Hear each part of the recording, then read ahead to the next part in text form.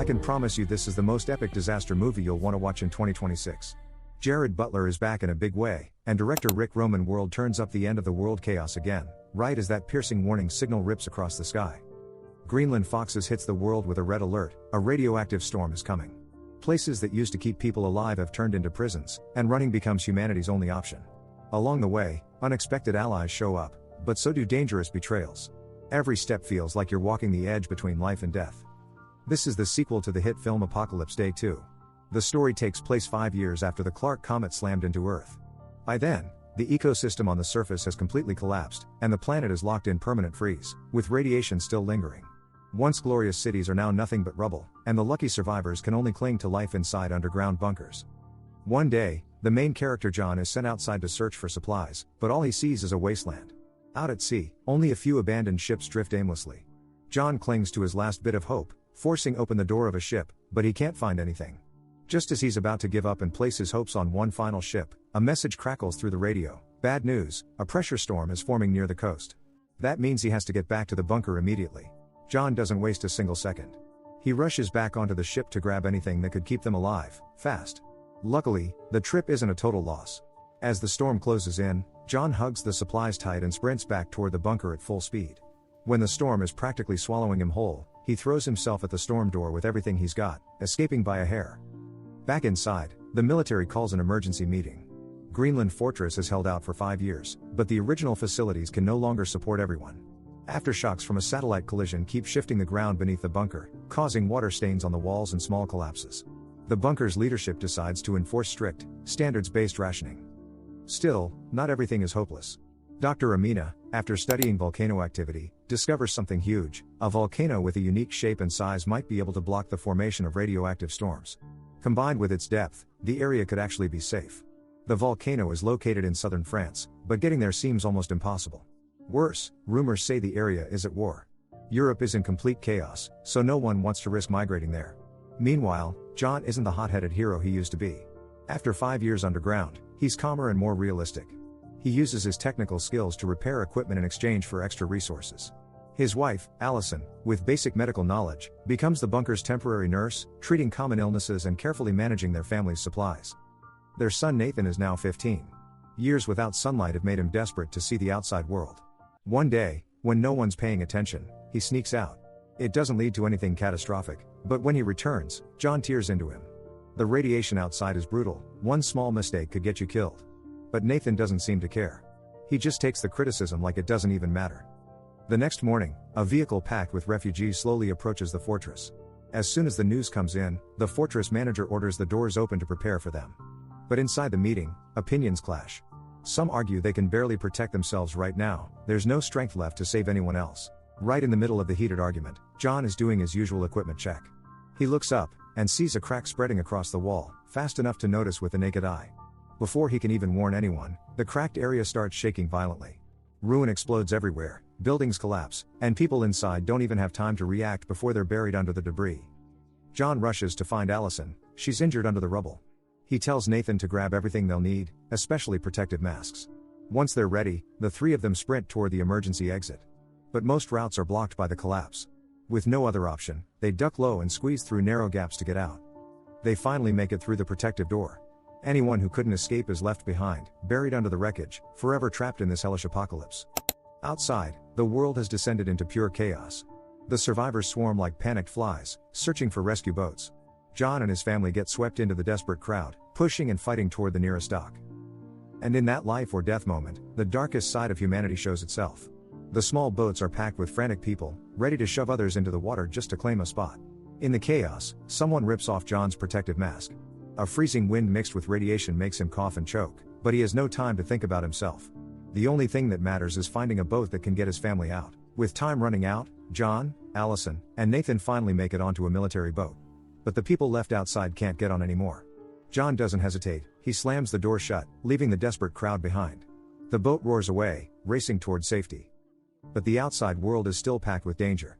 Not long after they leave, the sea suddenly rises into a towering wall of pitch-black waves. The captain swerves hard to avoid its tsunami, but in the blink of an eye, the massive wave swallows the boat whole. Allison clutches her son tight, curling up in the corner of the boat.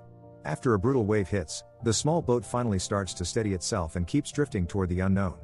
During the trip, someone suggests heading to nearby Iceland, but the currents have wiped it out a long time ago. At this point, the only sensible choice is to aim for Europe. John thinks they should head southeast, one more week and they'll reach England. Everyone agrees, so the captain pushes the engine hard. The next day, they run out of fuel. After a long night, they have no choice but to let the boat drift with the current. 2 days later, they finally make landfall. The boat stops in Liverpool, England. The air feels relatively safe. The most urgent thing now is finding shelter. What confuses everyone is why the boat stopped in the middle of the open sea. John leans over, and realizes they've actually come to rest on the roof of a building. Which means this entire area has been completely swallowed by the ocean.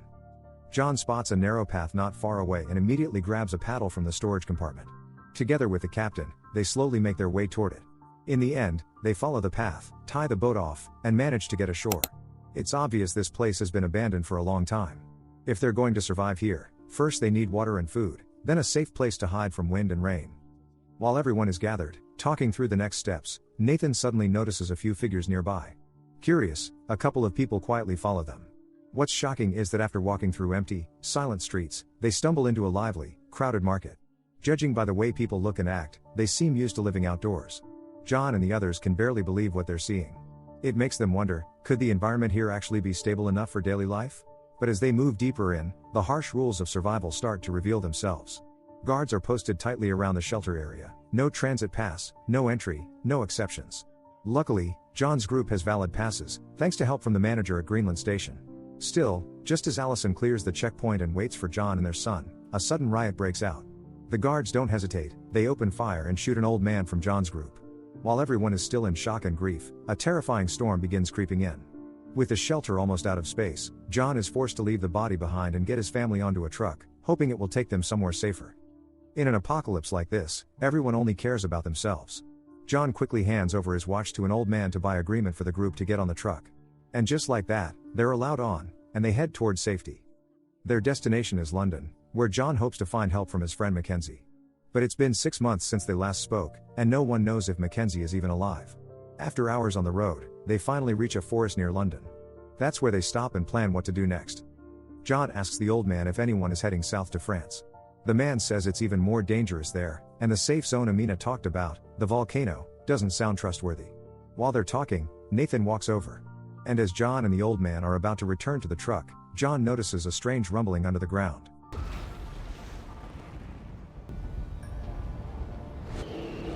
Everyone grabs onto a big tree in front of them, terrified they'll be swept away if they let go. But here's the twist: while everyone else is holding on for dear life, the old man stubbornly tries to go back to the truck to avoid the storm. And almost immediately after that, he meets a tragic end. When things finally calm down, the truck that got attacked is completely wrecked. The survivors return, grab anything usable, and continue their journey toward London. By the time it's nearly dark, they reach Mackenzie's house. Luckily, Mackenzie is alive. The moment she sees John's group, she doesn't hesitate. As he welcomes them inside. In a world like this, reuniting with an old friend feels like a kind of joy you can't even put into words. After greetings, Mackenzie leads them into an inner room. The air in there is so much cleaner than outside. It turns out that not long ago, he found a way to seal off part of a hospital and keep the air filtration system running. The air isn't as good as it was before the apocalypse, but it's good enough to survive for a few more years. During the conversation, Amina notices a few elderly people with gray hair living there. She asks about them, and Mackenzie reveals they all suffer from memory loss. They don't even remember the comet hitting Earth. Mackenzie couldn't bear to leave them wandering the streets, so he took them in. To celebrate the reunion, Mackenzie puts together a small dinner. But in a world this desperate, most of what they talk about is still the same thing: how to survive. That night, as Allison gets ready to rest, she hears violent coughing outside. She walks into the bathroom, and sees something she can't believe. John is wiping his mouth with tissue, and the sink is full of blood, clearly from coughing. John doesn't want her to worry, so he lies and says it's just a nosebleed. But Allison immediately knows he's lying. Seeing there's no way to hide it, John finally admits the truth: he only has 2 months left. He wants to use whatever time he has to get his wife and son to the volcano crater in southern France, because that's the only place with a real chance of survival. Hearing this, Allison throws her arms around him and sobs. She can't accept something this cruel. She doesn't want John spending his final days running for his life, so she suggests they stay here and keep living as they are. But after John refuses again and again, he finally convinces her to go with him to France. The next morning, with Mackenzie's help, John gets a car, with enough fuel to reach their destination. After saying goodbye, they hit the road. But they don't get far before a bullet suddenly smashes into the car, blowing the window into shards. Nathan, the closest one, is hit and drops on the spot. John slams on the brakes to check, but the attackers have no intention of stopping. They clearly want to steal the car. In that split-second crisis, John remembers the gun Mackenzie gave him before they left. He pulls it out and fights back. Luckily, after a fierce shootout, John takes down several of the attackers. Nathan is only lightly injured, nothing too serious. But Amina isn't so lucky. In the chaos, she's hit by a grenade and dies. Early on the fourth morning, John finds a quiet place to bury her. After a short prayer, the three of them keep driving along rough, broken roads. But when they reach a straight, they stop dead, stunned by what they see. The straight used to be 20 miles wide, but now, after the apocalypse, it's completely dried up. The good news is they don't need a boat to cross. The most important thing now is finding a place to stay the night. John drives down into the seabed area. But after a while, they see dozens of abandoned cars ahead. A bad feeling hits them immediately.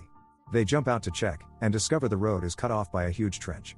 To get past it, they have to leave the car behind and climb across an old rope bridge. John sees people have already made it across, so he urges Allison and Nathan to stick close. But halfway over, a sudden freezing gust nearly flips the fragile bridge.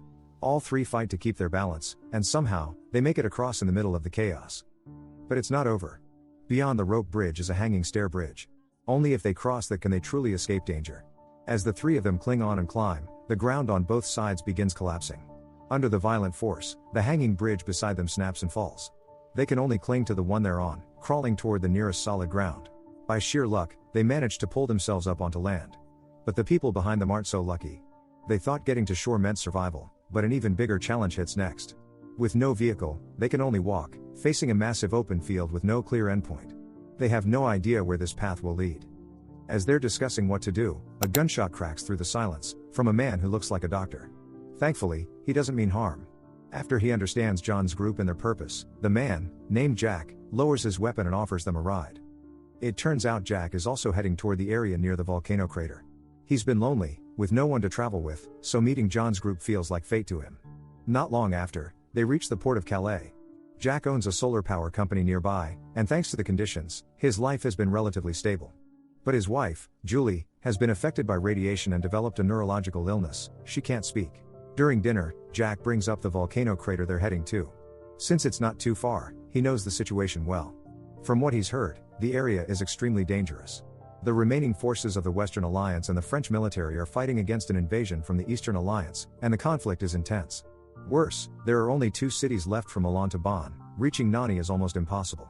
Still, John decides to try, because his time is running out. The next day, Jack gives John an updated map showing new combat routes, and the only path that can circle around the volcano region. Since the area sits between several mountain ranges, getting through will be very difficult. To make things easier for John's group, Jack tells him to find his friend, Ned. Once they reach the foothills, they need to bring a photo. Ned is a commander in the Western Alliance. If Ned recognizes the photo, he'll allow John to pass. But right as John is about to leave, Jack makes a request no one can refuse. He wants his daughter, Anna, to go with them. Even though he doesn't know what's really at the volcano, Jack believes it will be the world's rebirth. Jack also needs to stay behind to care for his seriously ill wife, and at this point, the only person he trusts is John. Once everything is ready, the 4 of them set off. Allison rides shotgun, reading the map, but John starts coughing harder and harder. They're forced to stop and rest for a moment. Then suddenly, the sound of engines roars nearby. Before they can even understand what's happening, they're surrounded by armed soldiers. John stands frozen, confused, as they speak a language he doesn't understand. At the critical moment, Anna steps forward and says her father is a friend of Commander Ned. Hearing that, an officer named Henry orders an immediate verification. Once it checks out, Henry quickly escorts the 4 of them through the combat zone toward the commander's area. The road is brutal, one small mistake and they could be attacked. Gunfire shrieks past their ears, bullets whipping by. The 4 of them sprint behind Henry, barely making it into safety at the last second. But from there, they have to continue on their own. Henry points them toward the forest and tells them that if they keep going a little longer, they'll reach the commander's base. He heads back to the battlefield. After a harsh night, the 4 of them reach a military camp the next morning. It's not far from the volcano crater, and they can see refugees struggling to survive there. John holds the photo in his hand, trying to find Net, only to learn Net was badly wounded and has died. Even worse, once the soldiers realize John's group is American, they want to drive them out. Thankfully, John manages to persuade the camp commander, and his group gets onto a bus heading for the volcano. But not long after the bus starts moving, disaster strikes. An armed gang opens fire on the bus. Soldiers jump out immediately, and a brutal firefight erupts in the canyon road. The attackers have more men and more firepower. After taking out the soldiers, they storm the bus and kill everyone left inside. John realizes that if they miss this chance, he may never get his wife and son to safety. In the chaos, he grabs a weapon from the enemy. Others seize the moment too, and together they take down the attackers. John manages to reclaim control, but he's stabbed/shot in the abdomen during the struggle. Even badly injured, he forces himself to keep leading his family forward. Luckily, Allison knows how to drive the Buick. But as they near the destination, a broken vehicle blocks the road ahead. With no other choice, they get out and continue on foot. After about 15 minutes, they finally see something that looks like paradise, the volcano crater they've searched for all this time, the place they dreamed about. But just as the family is overwhelmed with relief and joy, John can't go on. He collapses. Watching her husband fade in her arms, Allison breaks down, sobbing uncontrollably. John ultimately gives his life to carve out a path for his family to live. And beneath the volcano crater, life begins to rise again. Allison and her son stay there, and keep living. In the end, the story becomes a deep reflection on love and survival. John sacrifices himself to open a way forward for his family, and in the apocalypse, love and family win. Compared to the first film, this disaster sequel still uses familiar survival apocalypse elements, world-ending conditions and ruthless natural threats. But Part 2 carries more emotional weight.